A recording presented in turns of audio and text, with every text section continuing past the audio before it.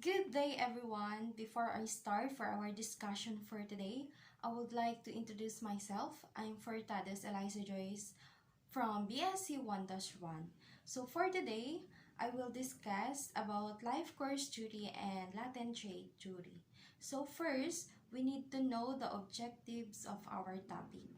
First objective is define the concept of life course duty and latent trait duty. Second is differentiate the life course duty from latent trait duty. Third is distinguish the different perspective of life course duty and latent trait duty based on the criminal behavior of an individual. Life course duty. It is a theoretical view studying changes in criminal offending patterns over the person's entire life. It is also known as developmental theory. It suggests the criminal behavior is a dynamic process as influenced by individual characteristics as well as social experiences, and the factor of cause antisocial dramatically ever a person life space. So what is the dynamic process? So dynamic process, there are so many possible reasons why a person to commit criminality. So when we say dynamic, there is no specific cause when it called a criminal behavior. Some of commit a crime because of economic crisis, because of material crisis and spiritual crisis. So it is a dynamic process. The life course theory, the multiple social and economic factors can influence criminality, and also multiple factors which is maladaptive personality traits, educational failure, and family relations. It affects criminality may change over time as people are into the process of transition, moving from one stage to another stage of life, like moving from adolescence to adulthood. So, iba't iba po ang nagiging sitwasyon kung bakit nagko-commit ng crime. Product of collaborative efforts of Sheldon Gluck, the Polish-American criminologist, together with his wife of Eleanor of Gluck, the American social worker and criminologist.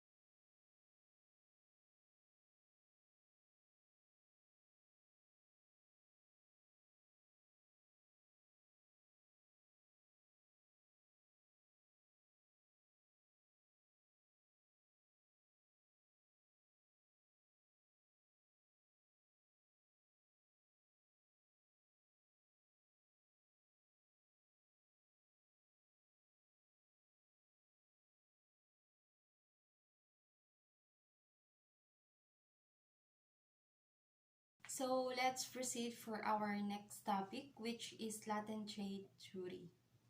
So first, what is latent trait? Latent trait is something that is hidden, something that not easily seen, or this is the biological or characteristic of the person, katangian ng isang tao. So, maaari silang makagawa ng hindi magandang bagay or to commit crime na dahil sa latent trait nila. Latent trait theory, it is suggests that criminals have a certain stable personality characteristic that drives them to commit crime. These traits do not prompt someone to commit crime indiscriminately. So, latent trait is an opportunity of crime must present itself before the trait manifests and push the individuals to follow through on criminal impulsive. Latent trait theory, unlike other theories, is unconcerned with changes in the environment or circumstances. This the stable and unchanging ones present in an individual's and always waiting to make themselves manifest if an opportunity of crime arises. David Rowe, Donald Wayne Osgood, and Alan Nice Wonder. David Rowe, Wayne Osgood, and Alan Nice Wonder in 1990, they focus on basic human behavior and drives such as attachment, aggression, violation, impulsivity, and that are linked to anti-social behavior patterns. So, accordingly to David Rowe, Wayne Osgood, and Alan Nice Wonder, human traits alone do not produce criminality. That is a combination of environmental factors such as family life, educational attainment, economic factors, and neighborhood condition. So, nag-focus sila sa kanilang study to explain human behavior and what drives them to do such thing. Tulad na lamang sa example, it have an attachment tulad ng relationship with family, friends, peers, jobs, and everything. So, latent trait theory is if every individual have a set of inborn traits in them with varying degrees. So, for example, aggressiveness, control over impulses, self-centeredness.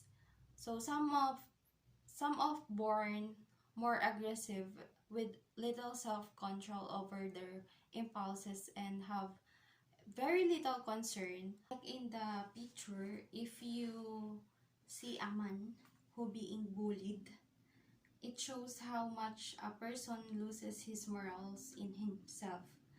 And it shows the behavior of a person, how to prevent himself from retaliating against those bullied him.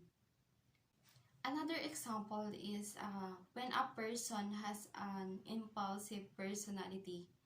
This person may show how commit crime because he acts in an impulsive manner, like when he suddenly draws his gun, aiming at his enemy, but unfortunately, he hit another person. Physical or mental trait are therefore, but one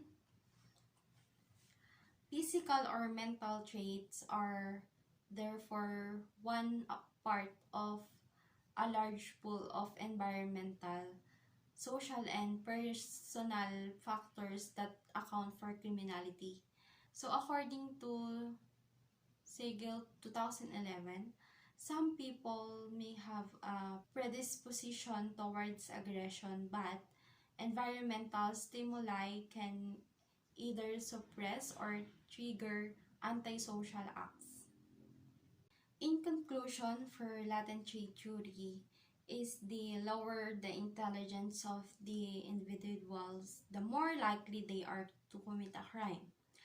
An individual with poor impulse control and an inability to feel fear or see the consequences of their action are more likely to be criminals, because when a criminal thoughts come, it usually has reward. And individuals who can control their impulse can hold back and not commit the crime. The one with weak control will tend to give in.